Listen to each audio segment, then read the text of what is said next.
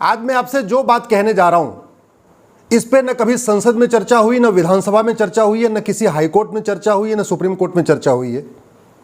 कोई नहीं बोलता इस पे। इसलिए मेरा आपसे निवेदन है, इस वीडियो को अंत तक देखिए और अपने सारे के सारे फेसबुक पे डालिए, व्हाट्सएप ग्रुप में डालिए।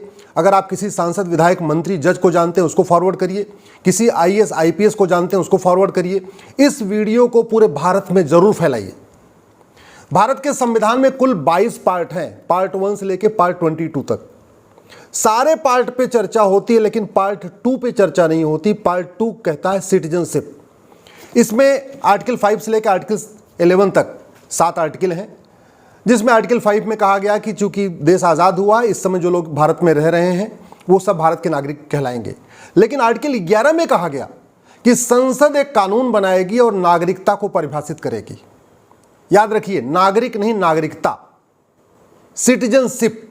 इस चैप्टर का नाम ही है, चैप्टर 2 का नाम है सिटीजनशिप। और आर्टिकल 11 में कहा गया कि ये पार्लियामेंट की ड्यूटी है कि वो एक सिटीजनशिप कोड बनाए। याद रखिए, आज की डेट में जो चर्चा हो रही है वो यूनिफॉर्म सिविल कोड की हो रही है। मैं यूनिफॉर्म सिटीजनशिप कोड की बात कर रहा हूं। दोनों में अंतर है, समान नागरिक संहिता और समान नागरिकता संहिता। तो समान नागरिक संहिता पे चर्चा हो रही है, मैं समान नागरिकता संहिता की मांग कर रहा हूं। यूनिफॉर्म सिविल कोड पे चर्चा हो रही है, मैं यूनिफॉर्म सिटीजनशिप कोड की मांग कर रहा हूं और उसी की बात कर रहा हूं। अब भारत में, जैसा प्रधानमंत्री जी ने बताया, 20 लाख करोड़ का अब तक घोटाला हो चुका। किसी की नागरिकता गई नहीं गई, क्योंकि हमारा कानून घटिया है। पार्लियामेंट को यह कहा गया कि आप एक सिटीजनशिप कानून बनाइए, और नेहरू जी ने 1955 में एक कानून बनाया, सिटीजनशिप एक्ट। लेकिन वो कानून इतना महाघटिया है कि आज तक न किसी बलात्कारी की नागरिकता गई, न किसी भ्रष्टाचारी की नागरिकता गई, न किसी गैंगस्टर की नागरिकता गई, न किसी ड्रग स्मगलर की नागरिकता गई। तो कानून ऐसा हो, ये कॉन्स्टिट्यूशन कहता है कि जिससे अपराध रुके, भ्रष्टाचार रुके। लेकिन दुर्भाग्यवश हमने भ्रष्टाचारियों की, अपराधियों की नागरिकता खत्म करने के लिए कानून बनाया नहीं। तो इस देश में जो सबसे पहली रिक्वायरमेंट है, एक सिटीजनशिप एक्ट बनाया जाए, नया सिटीजनशिप एक्ट बनाया जाए। उसमें क्या किया जाए? जो लोग समता, समानता, समरसता को नहीं मानते, यानी कॉन्स्टिट्यूशन के प्रियम्बल को नहीं मानते, equality, justice, liberty, fraternity, unity, integrity को नहीं मानते, डिग्निटी को नहीं मानते, उनकी नागरिकता खत्म होनी चाहिए। सीधी सी बात है। जो लोग फंडामेंटल राइट्स को नहीं मानते, आर्टिकल 14 कहता है इक्वलिटी बिफोर लॉ, आर्टिकल 15 कहता है भेदभाव नहीं करना, आर्टिकल 16 कहता है सबको समान अवसर देना, आर्टिकल 21 कहता है सबको सम्मान के साथ जीवन जीने का अधिकार है। जो लोग उसके खिलाफ है, उनकी नागरिकता खत्म होनी चाहिए। जो कुरीतियों को बढ़ा रहे हैं, कुप्रथाओं को लेके ढो रहे हैं, उनकी नागरिकता खत्म होनी चाहिए।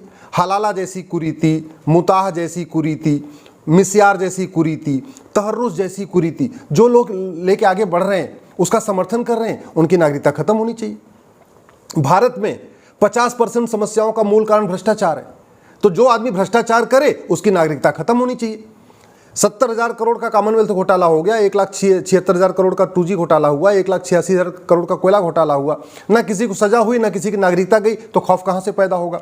जबकि कॉन्स्टिट्यूशन का आर्टिकल 11 कहता है एक नागरिकता कानून बनाना चाहिए पार्लियामेंट को, और पार्लियामेंट ने बनाया भी।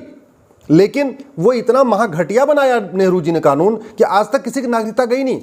बड़े से बड़े भारत में गैंगस्टर हुए, हाजी मस्तान हुआ, दाऊद इब्राहिम हुआ, उसके बाद भी और भी कितने सारे गैंगस्टर हुए मुंबई में, पूरे भारत में।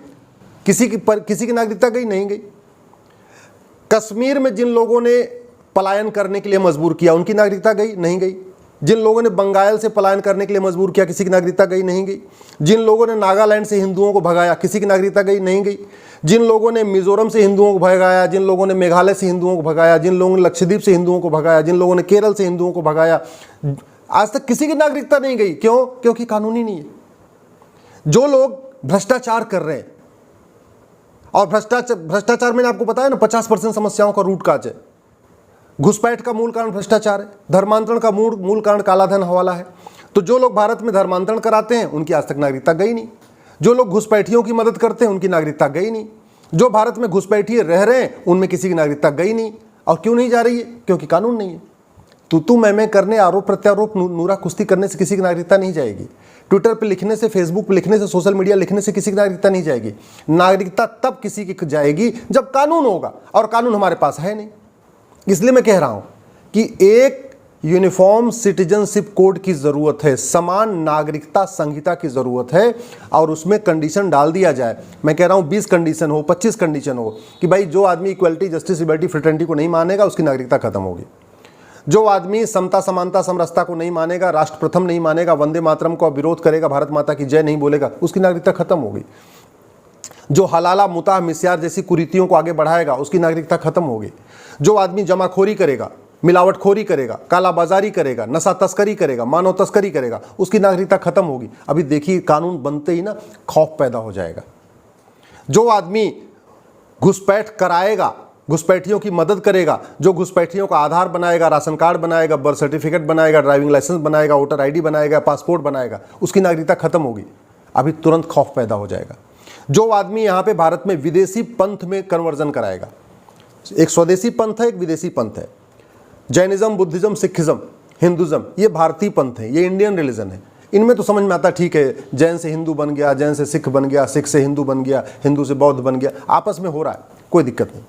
लेकिन जो फॉरेन रिलीजन में कन्वर्जन करा रहा हो, इस्लाम में कन्वर्जन करा रहा हो, क्रिश्चियनिटी में कन्वर्जन करा रहा हो, भारत जो ऐसे रिलीजन में कन्वर्जन करा रहा हो जो इक्वलिटी, जस्टिस, लिबर्टी को मानते ही नहीं है, जो ऐसे रिलीजन में कन्वर्जन करा रहा हो जो सभी इंसान को एक समान नहीं मानते, ऐसे रिलीजन में कन्वर्जन करा रहा हो जो महिला पुरुष को एक समान नहीं मानते, ऐसे रिलीजन में कन्वर्जन करा रहा हो जो नफरत फैलाते हैं, जो कहते हैं कि केवल हमारा ही मजहब अच्छा है, बाकी सबका मजहब बेकार है, ऐसे रिलीजन में कन्वर्जन करा रहा हो जो कह रहा हो कि नहीं, जिसकी इबादत मैं करता हूं बस उसी की इबादत होनी चाहिए, दूसरे की इबादत हो ही नहीं सकती।